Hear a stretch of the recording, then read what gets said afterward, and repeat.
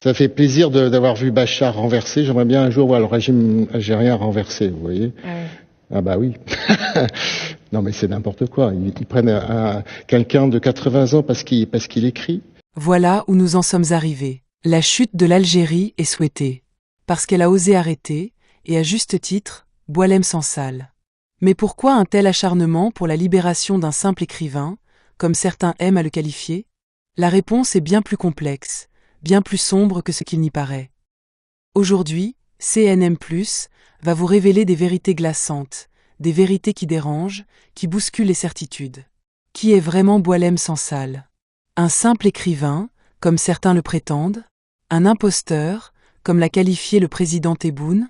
Ou bien quelque chose de bien plus grave, de bien plus insidieux?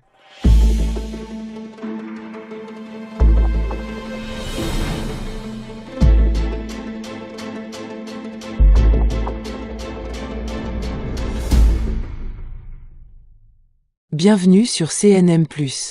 Aujourd'hui, nous allons lever le voile sur une question qui brûle les lèvres de tous. Pourquoi un tel acharnement de la France pour la libération de Sansal? L'Algérie que nous aimons tant, et avec laquelle nous partageons tant d'enfants et tant d'histoires, entre dans une histoire qui la déshonore, a empêché un homme gravement malade de se soigner. Alors qu'ils savent pertinemment que, même détenu en Algérie, il ne court aucun risque pour sa santé. En réalité, il est pris en charge à l'hôpital Mustapha Bacha, entouré des meilleurs professeurs du pays. Alors, de quoi ont-ils vraiment peur? De sa santé? Ou plutôt de ce qu'il pourrait révéler s'il se mettait à parler?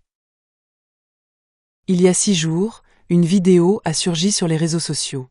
Une vidéo troublante, dérangeante, qui montre Sansal lors d'une visite en Israël en 2012. Filmée à son insu, vraisemblablement par le Mossad. En la visionnant pour la première fois, nous avons été frappés par sa divulgation à ce moment précis. Pourquoi maintenant? Pourquoi cette vidéo ressort-elle aujourd'hui? Après vérification de son authenticité, nous vous invitons à découvrir des extraits de cet enregistrement. Des extraits qui en disent long sur cet homme, mais aussi sur l'Algérie. C'était il y a 10 ans, non un peu plus, 97, voilà. J'étais directeur général de l'industrie et quelqu'un m'appelle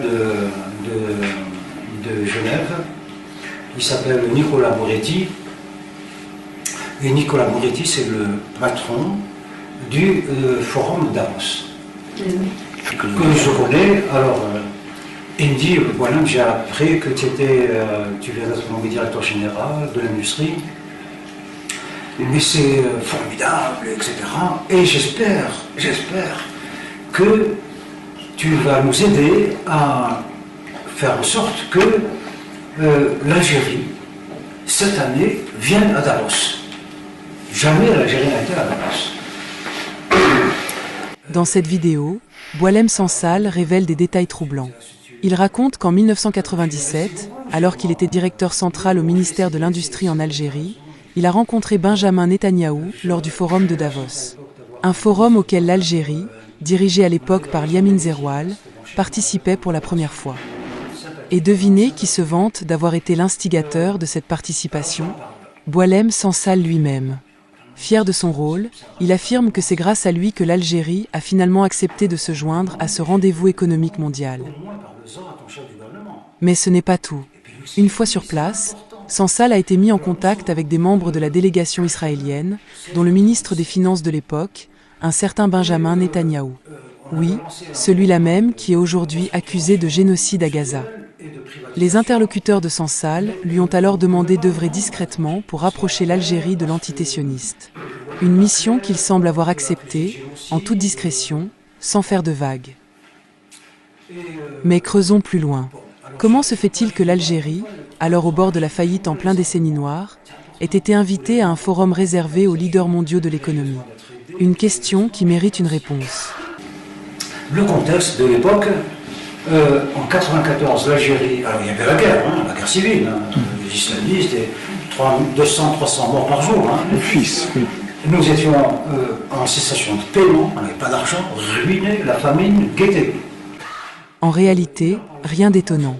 C'est précisément dans ces moments de faiblesse que les nations sont les plus vulnérables. Et c'est dans ces moments que les prédateurs agissent. Israël a vu une opportunité, une brèche à exploiter. Une approche subtile, mais bien réelle. Certains, même des opposants algériens, répètent sans cesse que l'État algérien invente des complots imaginaires. Mais aujourd'hui, vous allez voir que ces complots sont bel et bien réels. Sansal lui-même le reconnaît. L'organisation du Forum Davos organise ces machins secrets. Et un jour, à un moment donné, donc Nicolas Moretti m'appelle et me dit, écoute Boilem, parce que l'organisation du Forum Davos organise des machins secrets par en dessous. Puis il raconte une anecdote révélatrice. Lors de ce forum, les Israéliens l'ont approché pour lui demander une simple rencontre entre Netanyahou et le ministre algérien. La réponse de Sansal en dit long sur l'Algérie. Une simple rencontre avec Netanyahou pourrait provoquer une crise cardiaque chez les Algériens. Il m'appelle, il me dit, on a reçu une information, voilà, les gens, les Israéliens m'ont approché et ils m'ont dit, on voudrait rencontrer le ministre de l'Industrie. Et Netanyahou, à l'époque était chef du gouvernement, voudrait rencontrer ton ministre.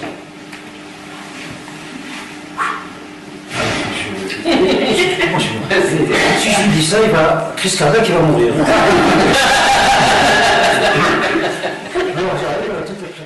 Bien que cette anecdote ait fait rire ceux qui étaient présents avec lui ce jour-là, elle révèle surtout une méconnaissance profonde de l'Algérie et de ses principes. Même en pleine crise, même au bord du gouffre financier, l'Algérie a refusé de plier. Imaginez un instant, n'importe quel autre pays, dans une situation aussi désespérée, aurait sauté sur la moindre aide financière, même si elle venait d'Israël. Mais pas l'Algérie. Elle est restée fidèle à ses principes, intransigeante, inébranlable. Ils garantissent le secret absolu. Ça ne sortira jamais, il veut te passer un message. J'insiste, il appelle son gouvernement finalement. Le chef du gouvernement refuse. Il insiste, ça remonte au président. Le président refuse. Bon, donc, fin de l'histoire. Le lendemain, Nicolas Moretti revient vers moi, il me dit est-ce que toi, tu accepterais de recevoir quelqu'un de la délégation israélienne pour passer le message? Parce que nous, ce qu'on veut, c'est donner un message, après vous en faites ce que vous voulez. Vous pouvez le mettre dans un tiroir, le déchirer, y réfléchir, ce que vous voulez.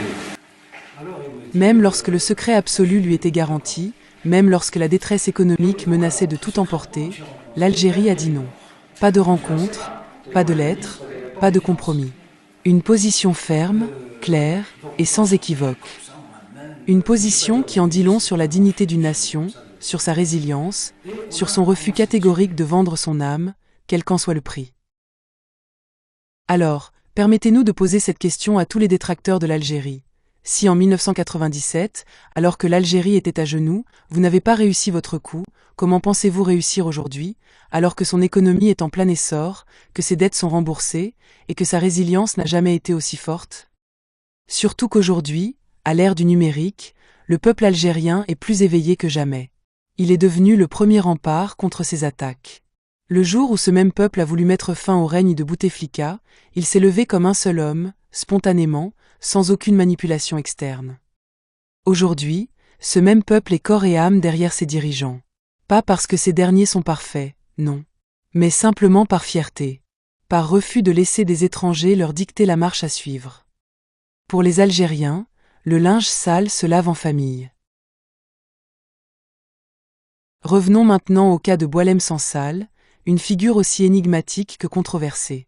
Bien que les Israéliens aient essuyé un refus catégorique de l'Algérie lors du forum de Davos, leur réputation de persévérance et de détermination laissait peu de doute. Ils ne lâcheraient pas l'affaire si facilement. Ils avaient trouvé une brèche, une faille sur laquelle s'accrocher, Boualem Sansal lui-même. Et ce qui renforce cette hypothèse, c'est sa reconversion soudaine et inexplicable, survenue juste après ce forum en 1997. Une transformation qui ne manque pas de soulever des questions troublantes.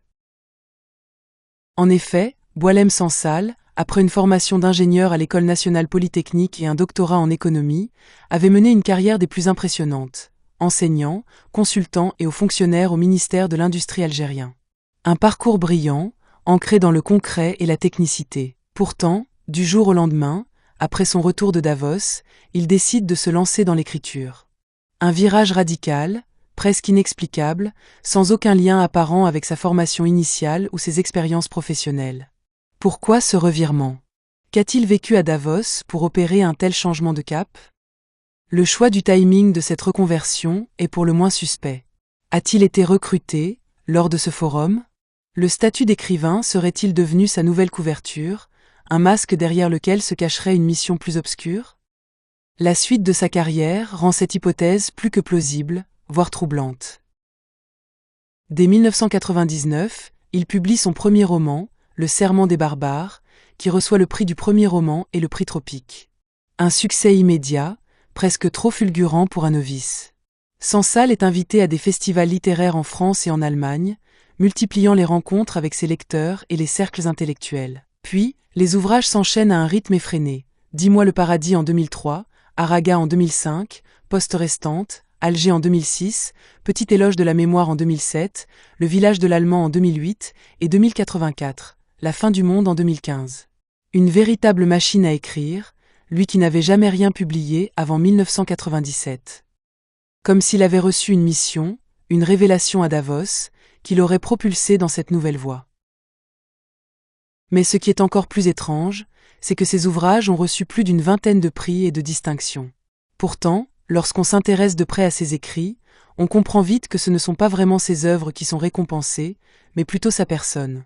Car ses écrits, en réalité, ne sont pas extraordinaires. Ils sont même banals, manquant souvent de profondeur littéraire. Mais on l'encourage à continuer dans cette voie. Pourquoi? Parce que le point commun de toutes ses œuvres, c'est de dénigrer systématiquement tout ce qui est algérien. Il va même jusqu'à regretter la période coloniale, un discours qui ne manque pas de susciter la polémique. Dans ses livres, il critique et attaque constamment l'islam, un discours qui, comme on le sait, est très encouragé par certains cercles occidentaux. Pourquoi en France on parle toujours de djihadisme, d'islamisme? Le problème c'est pas l'islamisme, c'est quelque chose de marginal. Le problème c'est l'islam. L'islam est une religion qui a raté il y a 14 siècles son entrée dans le temps, dans le mouvement du monde. D'ailleurs, Éric Zemmour le cite régulièrement comme référence lorsqu'il s'attaque à l'islam. Une coïncidence? Ou une stratégie bien orchestrée? Donc, non seulement Sansal a eu une révélation à Davos, mais cette révélation lui a dicté d'écrire uniquement contre l'Algérie et contre l'islam. Un positionnement qui ne manque pas d'éveiller les soupçons. Mais ce qui est encore plus étrange, c'est qu'en Algérie, ses livres ont souvent été censurés, voire détestés par les Algériens qui connaissent ses œuvres et ses déclarations. À l'image de ce Tarki 2.0 qui, il y a quelques années, alors qu'il vivait encore en Algérie, appelait à l'arrestation de Boualem Sansal pour ses propos critiques envers l'Algérie. اليوم يخرج لك كاتب جزائري مقيم بالجزائر بوعلام صنصال ويقول الكلام مثل هذا ويسكت عن هذا الأمر وأن لا تتم متابعته قضائيا ولا أي شيء لأن هؤلاء الأشخاص محميون محميون أولا من فرنسا. Aujourd'hui, après avoir obtenu le statut de réfugié politique en France, le voilà qui se proclame fervent défenseur du même Sansal, celui-là même qu'il voulait voir emprisonné. Quel revirement étonnant, où les convictions semblent s'adapter aux circonstances, révélant une contradiction aussi flagrante que troublante. Une volte-face qui interroge sur les motivations réelles de ses prises de position. Et lorsqu'on l'écoute, on voit clairement que Sansal déteste l'Algérie. Pourtant, malgré tout cela, il décide de rester vivre en Algérie. Pourquoi? Alors qu'il pourrait facilement s'installer où il le souhaite, même en Israël, où ses idées seraient accueillies à bras ouverts. Alors, pourquoi rester en Algérie, dans un pays qu'il critique avec tant de virulence? D'où notre hypothèse. Boualem Sansal serait-il un agent au service du Mossad, voire de la DGSE française? L'écrivain ne serait-il qu'une couverture, un masque derrière lequel se cache une mission bien plus complexe? Et serait-il obligé de rester en Algérie pour accomplir cette mission? Aujourd'hui, les Français ont tellement peur qu'ils se mettent à parler qu'ils font tout pour le protéger, voire le libérer de toute pression. Une protection qui en dit long sur les enjeux cachés derrière cette figure littéraire. Bien que pratiquement toute la classe politique française se soit mise à réclamer la libération de Boualem Sansal, une question se pose. Combien d'entre eux connaissent réellement cet homme et ont lu ses œuvres? La réalité est que beaucoup surfent simplement sur la vague de l'anti-Algérie, instrumentalisant son cas pour servir des agendas politiques ou médiatiques. Pourtant, certains semblent bien plus informés que d'autres. À l'image de Xavier Driencourt, ancien ambassadeur de France en Algérie, qui, lui, doit connaître Sansal bien mieux que la plupart d'entre nous. Donc je suis surtout peiné pour Boualem Sansal et peiné par le fait que j'avais invité notamment à déjeuner Boualem Sansal avec le président Macron lorsqu'il était venu en visite officielle à Alger. Donc Boualem Sansal, comme Kamel Daoud, avait dit au président de la République: Monsieur le Président, nous sommes la voix de la France en Algérie et ne nous abandonnez pas. D'ailleurs, il a fait une déclaration pour le moins troublante sur un plateau télévisé français. L'Algérie empêche des agents de l'ambassade française à Alger d'aller chez Boualem Sansal à Boumerdès. Cette phrase, en apparence anodine, soulève des questions profondément inquiétantes. Pourquoi des agents de l'ambassade française chercheraient-ils à se rendre chez Sansal alors qu'il est en détention? Que pourrait-il bien vouloir récupérer chez lui?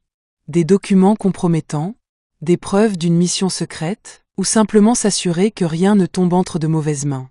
Cette intervention de Driencourt, loin d'être anodine, renforce l'hypothèse selon laquelle Sansal ne serait pas seulement un écrivain, mais peut-être un acteur bien plus central dans un jeu d'influence et d'intérêt géopolitique. Dans cette affaire, chaque détail compte, chaque déclaration prend une résonance particulière. Et lorsque des diplomates français cherchent à se rendre chez un écrivain emprisonné, on ne peut s'empêcher de se demander « que cherchent-ils vraiment ?» Et surtout, que craignent-ils de voir exposé au grand jour? Alors, Boualem Sansal, écrivain engagé ou agent manipulé? La question reste ouverte, mais les indices s'accumulent, dessinant une image de plus en plus troublante. Une chose est sûre, son histoire ne se résume pas à une simple carrière littéraire. Elle cache peut-être bien plus qu'on ne l'imagine. Et c'est ici que s'achève cette vidéo. Nous espérons qu'elle vous a apporté des éléments de réflexion et quelques réponses sur l'énigmatique Boualem Sansal. Son histoire, entre littérature, politique et zone d'ombre, ne laisse personne indifférent. Merci d'avoir prêté attention à cette enquête, qui soulève plus de questions qu'elle n'apporte de certitudes. Restez curieux, restez vigilants, et à très bientôt sur CNM+, pour de nouvelles révélations et analyses qui bousculent les idées reçues.